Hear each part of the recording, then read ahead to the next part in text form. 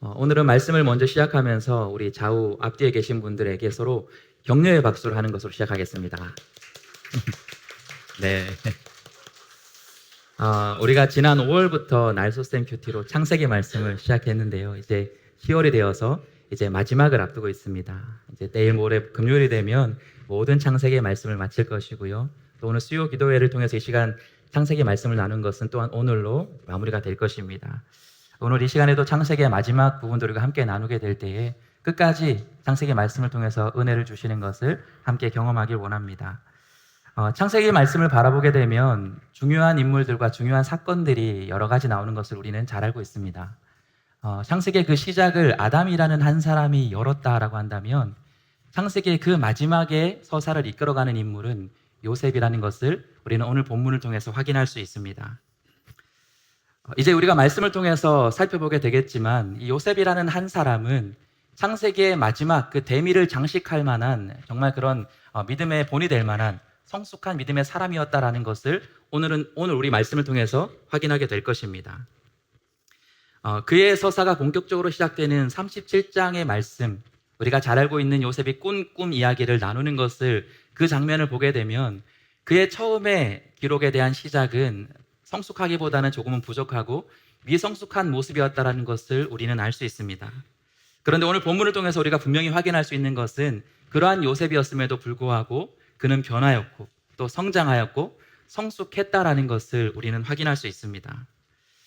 오늘 말씀을 함께 나누면서 우리가 요셉과 같은 성숙한 사람이 어떻게 가능할 수 있을까? 어떻게 하면 그렇게 성숙한 사람이 될 수 있을까라는 것을 말씀을 통해서 한번 같이 확인하고 이 시간 우리도 그런 요셉과 같은 성숙한 사람이 되겠다 결단할 수 있는 그러한 이 시간이 되었으면 좋겠습니다. 우리가 먼저는 오늘 말씀을 통해서 요셉과 같은 성숙한 사람이 되기 위해서는 우리를 선하게 인도하시는 하나님께 맡길 수 있는 사람이 되어야 합니다. 우리 1번의 대지를 함께 읽어보겠습니다. 함께 읽겠습니다. 시작. 선하게 인도하시는 하나님께 맡기는 사람이 되어야 합니다. 우리가 오늘 함께 나눌 본문의 말씀은 아버지 야곱의 죽음 직후에 벌어지는 장면이라는 것을 우리는 알 수 있습니다. 요셉과 그의 형제들은 아버지 야곱의 유언에 따라서 아버지 야곱이 돌아가신 다음에 애굽 땅에 묻는 것이 아니라 가나안 땅에 그렇게 장사 지내고 다시 애굽에 돌아온 그 직후가 오늘 본문의 말씀인 15절의 시작의 말씀입니다. 보통의 가정이라면 이제 아버지를 장례하고 난 그 다음에 가족의 분위기, 형제들의 분위기는 어땠을까요? 아버지를 보낸 그 슬픔을 서로 함께 위로하면서 그 위로의 사랑을 나누는 것이 일반적인 가정의 모습이 될 것 같습니다. 그런데 오늘 이 요셉과 그의 형제들의 모습은 그러한 위로와 사랑이 나타나는 그러한 모습보다는 그 형제들 간에 묘한 긴장감이 도는 것을 우리는 확인할 수 있습니다. 우리가 창세기 말씀을 통해 확인했던 것처럼 과거에 이미 요셉과 형제들은 극적인 재회를 이루고 또 그들 가운데 용서를 하는 장면들이 있었다는 것을 우리는 확인할 수 있었습니다. 그런데 아버지 야곱이 죽자마자 이 형제들의 관계 속에 다시 한번 긴장감이 도는 것을 우리는 확인할 수 있습니다. 그 이유는 무엇일까요? 오늘 본문의 시작인 15절의 말씀은 이들 형제들 간에 이 긴장감이 도는 이유를 이렇게 설명합니다.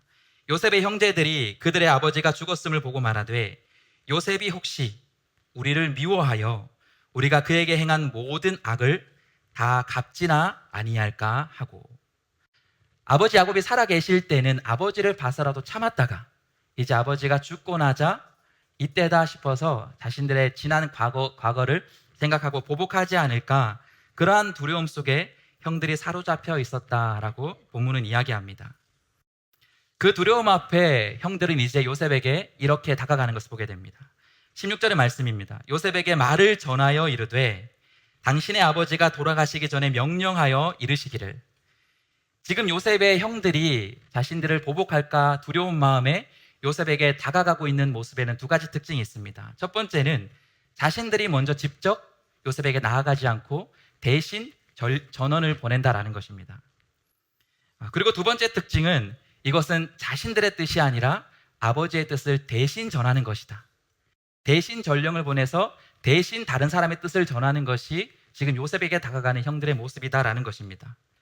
형들의 모습 가운데는 어디에서나 자신이 직접 나서는 것을 찾아볼 수 없고 한 발 피해서 그렇게 다가가고 있는 그들 안의 두려움과 또 그들의 비겁한 모습을 우리가 16절 말씀을 통해서 확인할 수 있는 것입니다. 그러한 두려움 속에서 17절에 그들은 요셉에게 이러한 말을 전하게 됩니다. 이것은 아버지의 뜻입니다 라고 하면서 이 말을 전합니다. 우리 17절의 말씀을 다시 한번 함께 읽어보도록 하겠습니다. 함께 읽겠습니다. 시작. 너희는 이같이 요셉에게 이르라. 내 형들이 내게 악을 행하였을지라도 이제 바라건대 그들의 허물과 죄를 용서하라 하셨나니 당신 아버지의 하나님의 종들인 우리 죄를 이제 용서하소서 하매 요셉이 그들이 그에게 하는 말을 들었을 때 울었더라. 형들은 아버지 야곱의 입을 빌려 자신들이 과거 요셉에게 행했던 그러한 악행을, 그러한 허물을, 그러한 죄를 용서해달라 그렇게 간청하고 있는 것을 우리는 볼 수 있습니다. 형들이 대신 이렇게 자신의 뜻을 보낸 이 내용을 듣고 요셉이 보인 반응은, 첫 번째 반응은 눈물을 보이는 반응이었습니다. 과거 요셉과 형제들의 이 관계를 우리가 살펴보면 요셉은 형들과의 관계 속에서, 만남 속에서 여러 번 울음을 터뜨리는 장면들을 우리는 확인할 수 있었습니다. 가장 먼저는 42장으로 건너가게 되면 형들과의 애굽에서 첫 번째 만나게 되었을 때, 형들은 아직 요셉이 애굽의 총리라는 것을 꿈에도 알지 못한 그 순간에 애굽의 총리인 요셉이 자신들의 말을 알아듣지 못할 거라 생각해서 그 요셉 앞에서 우리가 과거 요셉에게 이런 잘못된 악행을 저질렀다, 우리가 범죄하였다라고 그렇게 고백하면서 자신들의 과오를 진심으로 후회하고 뉘우칠 때 요셉은 그 장면, 그 첫 번째 형들의 뉘우침의 장면을 보고 울었다라고 성경은 기록합니다. 42장 24절을 보면 요셉이 그들을 떠나서 울고, 바로 이 장면이 형들의 첫 번째 뉘우침에 듣고 난 요셉의 반응이었습니다. 그리고 여러 번의 울음의 장면들이 또 창세기의 말씀에 나오는데 그 가운데 45장으로 가보게 되면 44장 바로 직전에서 이 유다가, 넷째 형 유다가 막내 베냐민을 대신해서 이제 내가 희생하겠습니다, 그렇게 이전과는 달라진 형들의 모습을 요셉은 발견하고 다시 한번 울게 되는 것을 보게 됩니다.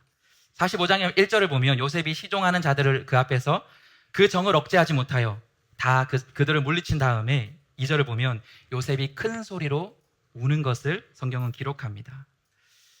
그 이후에 4절과 5절 말씀을 보면 이제 형들에게 용서하는 마음을 형들에게 전합니다.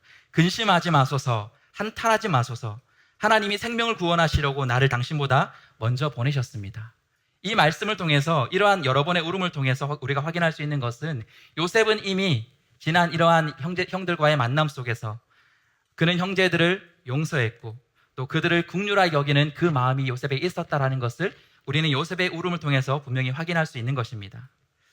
그런데 오늘 형들은 그러한 과거가 있었음에도 불구하고 다시 한번 요셉을 향한 지난 과거의 두려움에 사로잡혀서 지금 요셉에게 엎드려 다시 한번 용서를 구하고 있는 것이 오늘 본문의 상황이었습니다.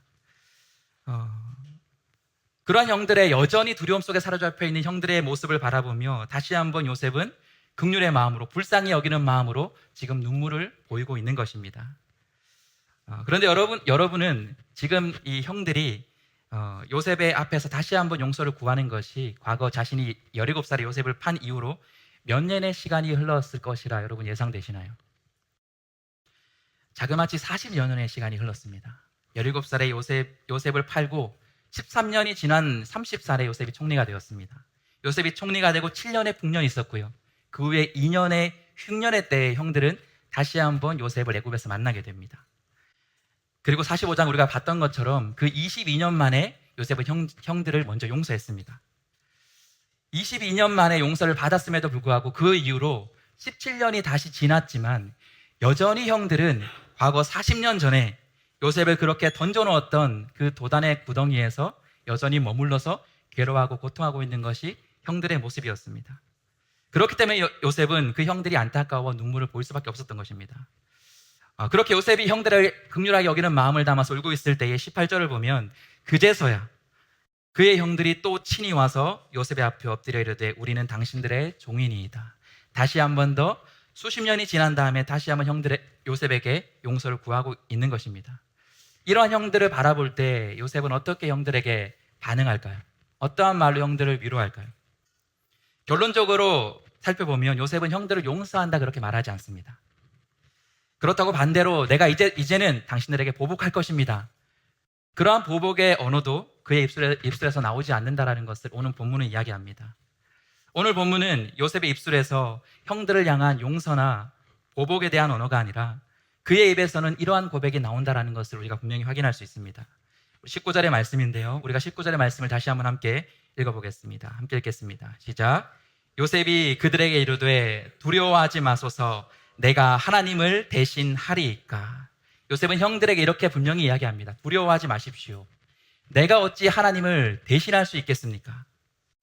자신에게 용서를 구하며 엎드리는 형들에게 요셉은 형들의 지난 모든 악행, 그 죄에 대한 용서나 복수에 대한 고난이 자신의 것이 아님을 형들에게 고백하고 있는 것입니다. 그 용서와 복수에 대한 모든 자신의 삶에 대한 것도 주권이 하나님에게 있는 것이기 때문에 그 모든 것을 하나님의 주권에게 맡기겠습니다. 내가 형들을 하나님을 대신하여 판단하지 않겠습니다. 바로 요셉의 고백이 그러한 믿음의 고백이다라는 것입니다. 우리가 한번 생각해 보면 요셉이라고 왜 형들이 믿지 않았겠습니까? 형들을 원망한 적이 그에게 어찌 없었겠습니까? 그러나 요셉은 그러한 인간적인 마음을 다 내려놓고 모든 주권을 하나님께 맡길 수 있는 그 이유가 무엇인가 하니 바로 20절에서 그는 삶에서 이러한 경험을 분명히 했기 때문에 그 모든 주권을 하나님께 맡길 수 있었다 이렇게 고백합니다. 우리 20절의 말씀도 다시 한번 함께 읽어보겠습니다. 함께 읽겠습니다. 시작. 당신들은 나를 해하려 하였으나 하나님은 그것을 선으로 바꾸사 오늘과 같이 많은 백성의 생명을 구원하게 하시려 하셨나니. 방금 20절의 고백처럼 요셉은 분명히 자신의 지난 모든 삶을 통해서 하나님이 어떠한 분인지를 그는 분명히 경험했습니다. 처음에는 배신을 경험했던 것 같고 처음에는 그래서 자신의 삶이 고난이라 생각했었고 그를 통해 원망의 입술도 그에게서 분명히 나왔겠지만 그러나 그 모든 어려움 속에서도 그 모든 나의 삶들이 지나며 경험하고 깨달았던 것은 그 모든 고난 속에서도 그 모든 두려움 속에서도 어려움 속에서도 결국에는 하나님이 선으로 그 모든 것을 바꾸시는 분이라는 것을 요셉은 분명히 깨달았기에 그 믿음의 고백을 형들에게 전하고 있는 것입니다. 그 고백을 통해서 그 믿음의 경험을 통해서 그 성숙한 믿음의 고백을 형들에게 이렇게 전하고 있는 것입니다. 하나님의 것을 내가 대신하지 않겠습니다. 하나님의 것은 하나님에게 맡기겠습니다. 그 하나님께서 나의 삶을 모든 선으로 인도하셨기 때문입니다. 이 야곱의 성숙한 믿음의 고백이 오늘 이 시대의 또 다른 믿음의 사람인 요셉과 같은 저와 여러분에게도 이러한 믿음의 고백이 나타날 수 있길 간절히 소망합니다. 우리 그 마음으로 다시 한번 이렇게 저를 따라 고백하면 좋을 것 같습니다. 선하게 인도하시는 하나님께 맡기는 사람이 되어야 합니다. 우리가 방금 고백했던 것처럼 우리에게 이러한 믿음이 있을 때, 이러한 고백이 있을 때에 나의 모든 삶의 주권을 하나님께 맡기게 될 때에 때로는 그것이 고난의 시간 같고 어려움의 시간 같을지라도 그러나 그 모든 것을 선하게 인도하신다라는 그 하나님을 신뢰하며 그 모든 것을 맡기게 될 때에 우리는 우리의 삶 속에서 나의 모든 삶을 선으로 인도하시는 것을 앞으로의 모든 삶 속에서 경험하게 될 줄로 믿습니다. 또한 우리의 삶 속에서 요셉과 같은 두 번째 또 믿음의 성숙한 모습이 우리에게 필요합니다. 우리가 그 믿음의 성숙을 이루기 위해서는 두 번째 이러한 믿음의 모습이 있어야 합니다. 우리 이 두 번째 대지를 함께 같이 고백해 보겠습니다. 함께 읽겠습니다. 시작. 하나님의 뜻을 따라 세상을 돌보는 사람이 되어야 합니다. 우리가 읽었던 앞선 19절의 말씀을 보면 요셉이 형들을 위로하면서 첫 번째 두려워하지 마십시오. 그렇게 첫 번째 위로했던 말씀을 우리가 확인할 수 있습니다. 그렇게 형들을 안심시키면서 요셉이 그 뒤에 무엇이라고 고백했습니까? 바로 두려워하지 마십시오. 내가 하나님을 대신하겠습니까? 하나님이 하실 일, 세상의 모든 주권, 내 인생의 주권을 또 하나님께 맡기겠습니다 라고 고백했던 것이 첫 번째 형들을 안심시켰던 고백이라면 두 번째 21절을 보면 다시 한번 형들에게 두려워하지 마십시오 그렇게 고백하는 것을 보게 됩니다. 그리고는 이어 형들에게 두려워하지 않아야 될 그 이유를 이렇게 설명합니다. 우리 21절의 말씀을 세번역 버전으로 한번 같이 읽어보도록 하겠습니다. 함께 읽겠습니다. 시작.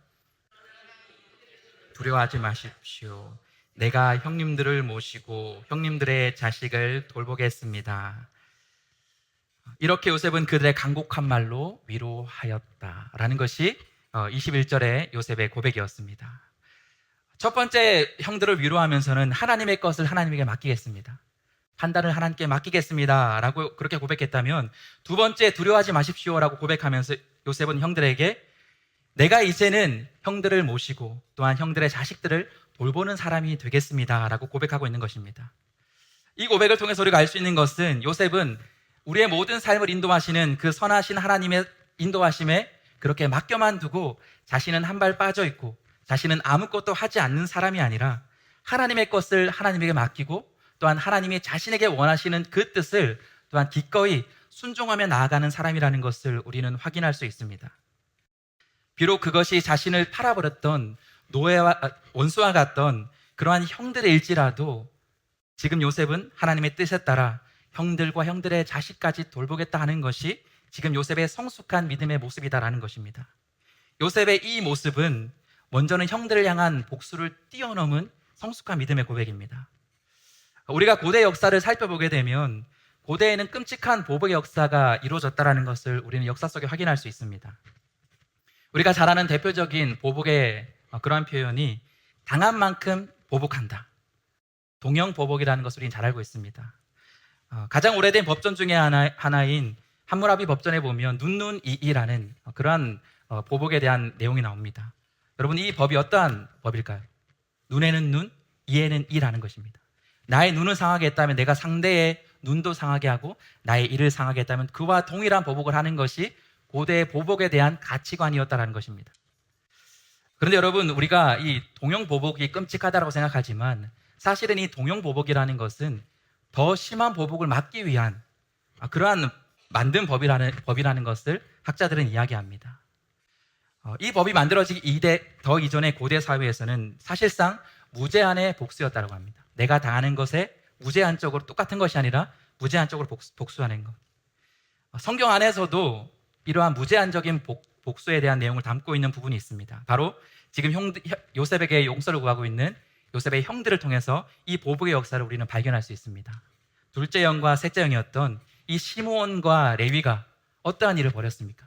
자신의 누이였던 디나를 강간했던 그 세겜의 족장, 그 세겜을 동일한 보복만을 가하는 것이 아니라 그의 모든 세겜 족속의 남자들을 다 진멸하고 그의 모든 것들을 빼앗았던 것이 이 형들이 행했던 보복이었고 당시 고대의 보복에 대한 그러한 방법이었다라는 것입니다.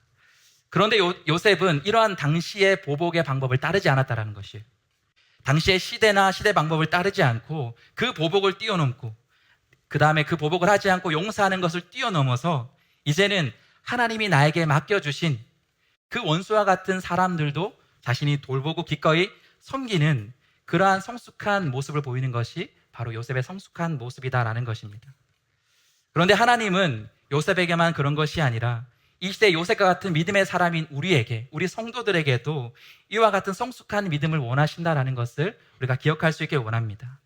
나를 어렵게 한 사람에게 우리가 보복하지 않는 것, 성숙한 믿음의 사람은 그것을 뛰어넘어야 합니다. 내가 용서하는 것에 만족하는 것을 뛰어넘어야 한다는 것입니다. 궁극적으로 하나님이 우리 믿음의 사람에게 원하시는 것은 복수와 이 죄악으로 가득한 세상에서 또한 그 세상 사람들에게 오히려 우리는 그들을 섬기며 그들을 돌보는 것이 하나님이 우리를 향한 뜻이라는 것을 우리가 기억할 수 있길 바랍니다. 요셉은 바로 그러한 세상을 돌보는 사람으로 하나님께 세움을 받았습니다. 과거에 요셉의 역사를 살펴보면 그가 노예에 있을 때에도 그는 노예로 섬겼던 보디발 장군의 집을 열심히 섬겼던 돌봤던 사람이라 성경 그렇게 기록합니다. 또한 그 다음에 억울함으로 감옥살이 했을 때도 그 감옥에서도 그는 감옥에 있는 사람들을 그 세상을 열심히 섬기고 돌보는 사람이라 또한 성경은 이야기합니다. 그러한 요셉을 하나님은 애굽을 돌보고 섬기는 자로 삼았고 바로 오늘 원수와 같은 형들을 돌보고 섬기는 자로 세웠다라는 것입니다. 바로 이와 같은 모습이 바로 이 시대를 살아가고 있는, 죄악으로 가득한 이 시대를 살아가고 있는 저와 여러분 같은 믿음의 사람들의 모습, 성숙한 믿음의 모습이 되어야 할 줄로 믿습니다. 혹여나 여러분 마음속에도 지금 내 안에 있는 고난과 어려움 속에서 다른 사람을 섬기지 못하고 있는, 다른 사람을 돌보지 못하고 있는 분들이 계실 것이라 그렇게 생각이 됩니다. 그러한 분들이 계시다면 나의 모든 삶을 지금은 고난이지만 가장 선함으로 인도하실 그 하나님을 우리가 믿는다면 우리가 나아가서 또 다른 어려움을 겪고 있는 세상의 많은 사람들을 돌보며 나아갈 수 있는 그런 성숙한 믿음의 사람이 저와 여러분이 될 수 있길 예수님의 이름으로 축복합니다.